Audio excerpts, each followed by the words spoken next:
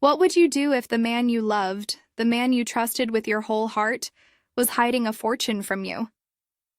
Would you confront him right away, or would you stay silent, watching, waiting, until the perfect moment to reveal what you knew? My husband thought he could keep his secret buried forever. He thought my silence meant ignorance. But silence is not weakness, it's strategy. And when the time came, I used the very secret he tried to hide. To change everything. Stay with me, because by the end of this story, you'll understand why sometimes the loudest revenge is carried out in silence. I never thought secrets could live in a marriage. When I stood before my husband, hand in hand, exchanging vows, I believed every word we promised each other. Love, loyalty, trust, those weren't just words to me. They were the foundation of the life I thought we were building together. In the beginning, our marriage was everything I'd dreamed of. Simple, warm, full of laughter. We lived in a modest apartment with creaky floors and old furniture, but I didn't care. We made it feel like home. He would come back from work, exhausted but smiling, and I would wait for him with dinner and stories from my day. He wasn't the type to splurge or flaunt anything. He always said he believed in living within our means. I admired that. It made me feel safe, like we were building something steady together. But looking back now, I realized there were cracks I ignored. Little things at first, like the time he lost his wallet. And when I found it in the laundry basket, there were cards inside I didn't recognize. Platinum cards, the kind you only see in movies. He brushed it off, saying, "Oh, those are just old ones I never use." And I believed him, because why wouldn't I? Or the times he'd get phone calls in the middle of the night. He'd step out of the bedroom, close the door behind him, and come back with a calm smile. Work stuff, he'd say. Nothing important. I told myself I trusted him. After all, love without trust isn't love at all, right? But trust can make you blind. The truth came creeping in one day, quiet and accidental. I was searching for a document in his office drawer. Nothing suspicious, just a paper we needed for the landlord. But tucked between folders, I found an envelope. Thick, heavy, inside stacks of $100 bills. Neat, crisp, too fresh to be casual savings. My heart raced as I counted. 10, 20, 50, more than I had ever seen in my life outside a bank. My first thought was, is he in trouble? Is this illegal? My hands shook. I put everything back exactly the way I found it, trying to convince myself there must be a reasonable explanation. But after that, the world didn't look the same. I started noticing details I had ignored before. The expensive watch he claimed was just a knockoff gift from a friend. The tailored suits he wore only on special occasions. The way he avoided conversations about money, always steering them away with a smile or a kiss, and then the most damning discovery. One afternoon, while he was in the shower, his laptop screen lit up with an email notification. My curiosity, my fear, it pulled me in. I opened it. My breath caught. It wasn't work.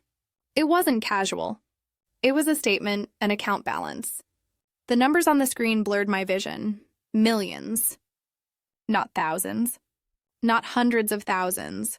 Millions.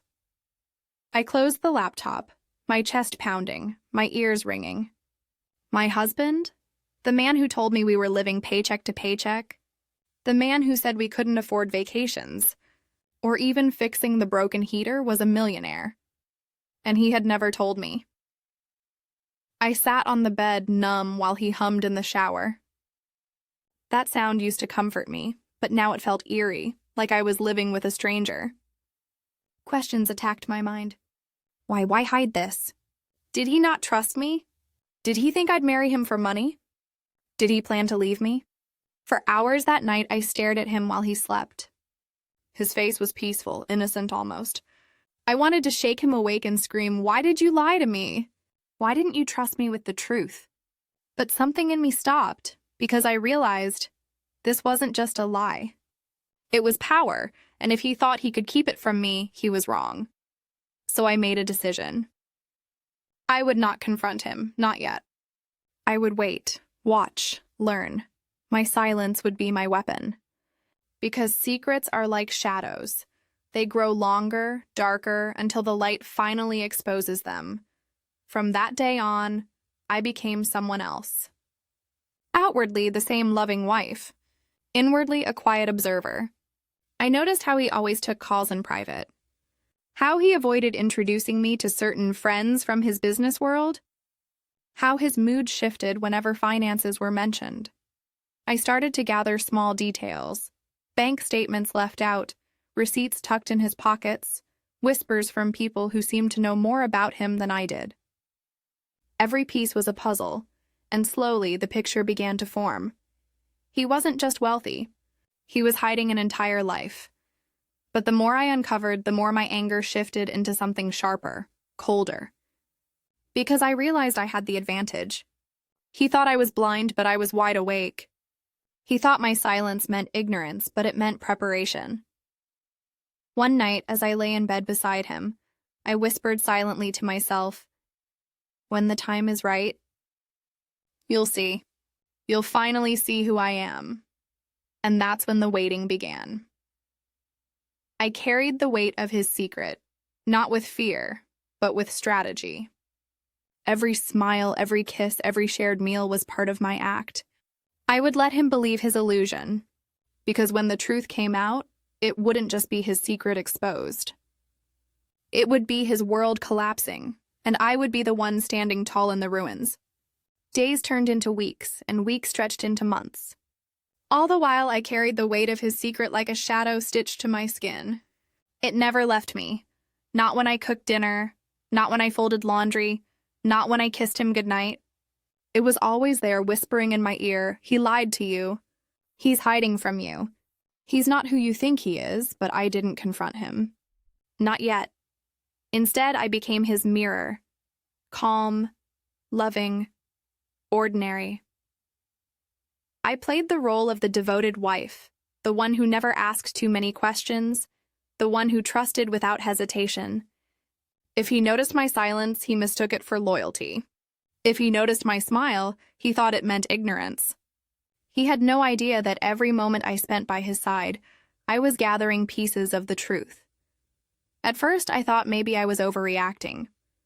Maybe I had stumbled into something innocent, an inheritance, a business deal, money tucked away for some practical reason he hadn't shared.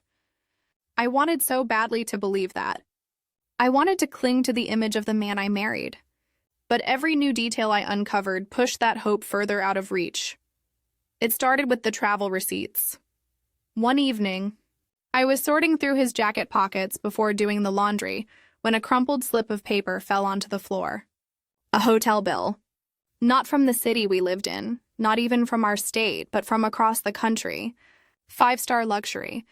The kind of place that charged more for a single night than we spent on rent in a month. My hands trembled as I held it. The date on the bill was from a week when he claimed he'd been stuck late at the office. I stared at the paper until my eyes blurred. My chest burned with questions I couldn't ask out loud. Was he with someone else? Was this money not just hidden but tainted by betrayal? I put the receipt back, folding it carefully, slipping it into an envelope I kept hidden under my clothes in the dresser. That envelope would grow thicker with time, receipts, statements, photographs. My silent arsenal. Then there were the whispers. When we went to a company dinner, a rare occasion where he couldn't avoid taking me, I noticed the way his colleagues looked at me. Smiles, polite but thin. Conversations would halt when I approached. One woman, a sleek figure in a black dress, leaned toward her friend and whispered something with a smirk. Their eyes flicked to me, and I felt the weight of their judgment. In that moment, I understood. They knew. Maybe not everything, but enough. Enough to see me as the outsider, the wife who wasn't part of the real world my husband inhabited. That night, when he wrapped his arm around me and kissed my forehead, telling me how beautiful I looked, it felt like a performance. For them, for me, maybe even for himself. But I played along, smiled. Let him believe I was the perfect, oblivious partner. But inside, something hardened. I wasn't going to be the fool in this story. I began keeping a journal. Every detail, every clue, I wrote it down. The bank account numbers I glimpsed when he left his laptop open. The names of people he spoke to late at night. The dates and times of his mysterious business trips. At first, it felt like paranoia, but soon it became strategy, because I realized I wasn't just holding his secret. I was building a weapon out of it, and the more I learned, the clearer the picture became. He wasn't an ordinary man with a hidden inheritance. He was a businessman, yes, but the kind who operated in shadows. Investments, properties, offshore accounts. He had crafted an empire, brick by brick, and somehow managed to keep me blind to it all. But why? That question haunted me. Why lie? Why keep me in the dark? Was I not worthy of his trust? Did he think I would leave him if I knew? Or worse, was he preparing to leave me? That fear was the one that cut deepest. There were nights when I would lie awake beside him, staring at the ceiling, wondering if every touch, every "I love you," was just part of his illusion. I would listen to his steady breathing and ask myself if I even knew the man lying next to me. Yet, through all that pain, I kept my silence, because I understood something he didn't. He thought I was powerless. He thought I was the dutiful wife who would never question him. But power isn't always loud. Sometimes it hides in patience. Sometimes it waits in silence. And I was waiting. There came a day when my resolve was tested. I was cleaning his office when I found a locked drawer in his desk. I'd never noticed it before. The key wasn't there, but I didn't need it. I had learned enough tricks by then. A hairpin, a little patience, and the lock gave way. Inside, I found documents. Contracts, property deeds, stock certificates. Proof of everything I had suspected. But there was one paper that nearly made me drop the whole pile. A draft of a will, his name at the top, my name, nowhere. Instead, there were other names, names of people I didn't recognize. Charities, business partners, even distant relatives I had never heard him mention. My chest constricted as I read it. He hadn't just hidden his wealth. He had planned a future without me in it. I sat there, staring at the paper, my hands trembling so hard I thought they might tear it apart. The man I had given everything to, my love, my loyalty, my trust, had written me out of his story. I wanted to scream. To confront him right then and there. But instead, I placed the paper back in the drawer, locked it again, and walked away. Because that was the moment I knew. He thought he had the upper hand. But he didn't realize the storm he had created inside me. He didn't realize that I had every piece I needed to turn his world upside down. I would not leave quietly. I would not be erased from his life like I didn't matter. No, I would wait until the moment was perfect, until he thought he was untouchable. And then I would remind him that secrets don't stay buried forever. And when that day came, it wouldn't just be his wealth exposed. It would be him.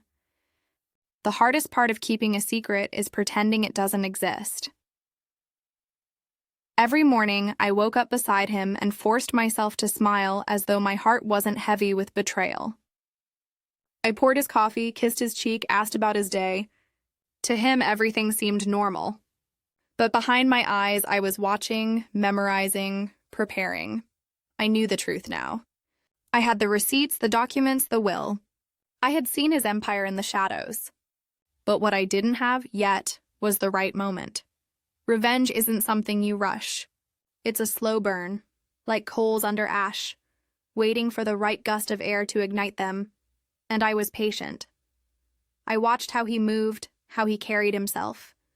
He thought he was careful, but arrogance makes people sloppy. He'd leave his phone unlocked for a few seconds, just long enough for me to notice new banking apps. He'd step out of the room during a call, but sometimes I'd catch the tail end of his words. Transfer, offshore, investment. I started making copies. Bank statements slipped into my purse, photographed in secret. Contracts quietly scanned at the library. Even that draft of the will. I took a picture, my hands shaking as I clicked, but steady enough to capture every damning detail. With each piece I gathered, my confidence grew. I wasn't just a wife kept in the dark anymore. I was the keeper of his undoing. But gathering wasn't enough. I needed a plan, so I began testing him. Small, subtle tests to measure his reactions. One evening, as we sat at dinner, I asked casually, "Have you ever thought about investing in property? Maybe something for our future?" He froze for a fraction of a second, then laughed it off. "Property? No. Too risky. We're better off saving what little we have." His words were calm, but I saw it. The flicker in his eyes, the guarded edge in his voice. He was lying to my face, and he knew I couldn't prove it. Or so he thought. Another time, I pretended to look at vacation brochures. "Wouldn't it be nice to go somewhere tropical?" "Just the two of us?" I asked, tracing the glossy image of a beach with my finger. He sighed. "Maybe one day. But we can't afford something like that right now." I nodded, pretending to accept it, while remembering the luxury hotel bill tucked away in my envelope of evidence. Every lie he told me became another thread in the web I was weaving. And he walked right into it, blind and arrogant.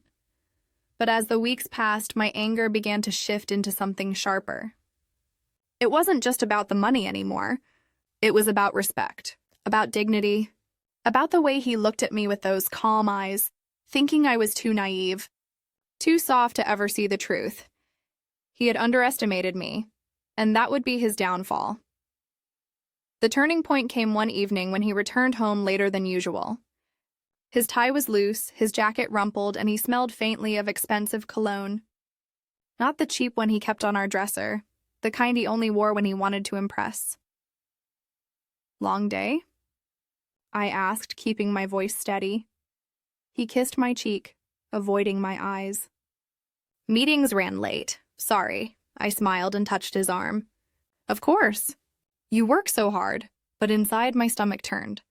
Meetings or another woman? Another life he lived without me? That night, as he slept soundly, I lay awake staring at the ceiling, my heart pounding with the weight of it all. I realized then that waiting wasn't just strategy anymore, it was survival. Because if I confronted him too soon, he could twist it, deny it, even paint me as the unstable one. But if I waited until I had everything, until his guard was completely down, then my silence would explode into the loudest truth he'd ever face. So I started preparing for the endgame. I quietly opened a separate bank account in my name. I transferred small amounts of money whenever I could. Cash he left around, little grocery overages he'd never notice. It wasn't much compared to what he had, but it was mine. My escape fund, I also reached out discreetly to a lawyer, not to file anything yet, but to ask questions. Hypotheticals. What would happen if a wife discovered her husband had hidden assets? What proof would she need? What rights did she have? The lawyer's answers only fueled my determination. With the evidence I had already collected, I wasn't powerless at all. In fact, I held the keys to dismantling everything he'd tried so hard to keep from me. And still, I stayed silent, because the right moment hadn't come yet. But it was close. I could feel it. One evening, he took me to a gala. It was rare for him to invite me into his other world, but I played my role perfectly. I wore the elegant dress he bought me, smiled at his colleagues, laughed at the right times. All the while I observed the whispers, the sideways glances, the subtle comments about how well he was doing. I watched him bask in the admiration, boasting without words, flaunting without ever saying directly what he had. And I stood beside him, the dutiful wife, invisible to them all. But I wasn't invisible. I was the storm standing quietly at his side, because none of them knew what I knew. None of them had seen the documents, the receipts, the will. None of them understood that the man they admired was living a lie that could shatter at any moment, and I was the one holding the match. That night, as we drove home, he reached for my hand and said softly, "I don't know what I'd do without you." The irony nearly made me laugh. Because one day soon, he would find out exactly what life without me would look like, and it wouldn't be the world he thought he had built. It would be ashes. The night it all came crashing down was quieter than I imagined. No storms outside, no raised voices inside. Just the hum of our refrigerator, the ticking of the clock, and the pounding of my heart as I sat across from him at the dinner table. By then, I had everything. Every receipt, every contract, every bank statement. Copies tucked safely away. A lawyer who knew the truth. Even a separate account with enough money to keep me steady if things fell apart. I wasn't the powerless wife he thought I was. I was ready, and he had no idea. That night, he spoke casually about work. About how tough things were. About how we needed to tighten our budget. His tone was calm, rehearsed, like he'd said it all before. I smiled, nodding, playing my part, until I set my fork down. I know, I said quietly, that things aren't as tight as you say they are. He froze, mid-bite. His eyes flicked up to mine, cautious, searching. What do you mean? He asked, voice steady, too steady. I leaned forward, my voice soft but sharp. I know about the accounts. The properties. The offshore investments. I know about the money you've been hiding from me. All of it. For the first time, I saw fear flash in his eyes. It was quick, but it was there, a crack in the mask he always wore. I don't know what you're talking about, he said, trying to recover. You're imagining things, I smiled faintly. Am I? I reached into my bag and placed a stack of papers on the table. Copies of the will, the contracts, the bank statements. Evidence he couldn't deny, his face drained of color. You went through my things, he whispered, as though that was the real betrayal. You lied to me for years, I said, my voice shaking now. Not from fear, but from the release of everything I'd been holding in. You made me live small, scraping and saving, while you built an empire behind my back. You planned a future without me in it. Did you really think I'd never find out? He stared at me, speechless, his mouth opening and closing like he was searching for words that wouldn't come. And in that silence, I realized something. He wasn't just shocked. He was terrified, because he knew exactly what I could do with the truth. I could take this to the court tomorrow, I said softly. I could strip away everything you've built. All those millions, all those properties, you'd watch them slip through your fingers, and you'd have no one to blame but yourself. His hands clenched into fists on the table. You wouldn't, he said. You love me, I laughed, quiet, bitter. I did, once, but love doesn't survive betrayal. Love doesn't survive being erased from your future. For the first time in months, I felt free. The weight of silence lifted, replaced by something stronger. Power. He begged then. His voice cracked, his pride crumbling as he pleaded with me to understand, to forgive, to forget. He claimed he was protecting me, that the money was complicated, that he wanted to shield me from the ugly side of things. But I had lived in the ugly side for years, scraping together grocery lists, watching bills pile up, wondering why we couldn't afford even the smallest comforts while he sat on a fortune. No, I said firmly. You weren't protecting me. You were protecting yourself. You didn't trust me.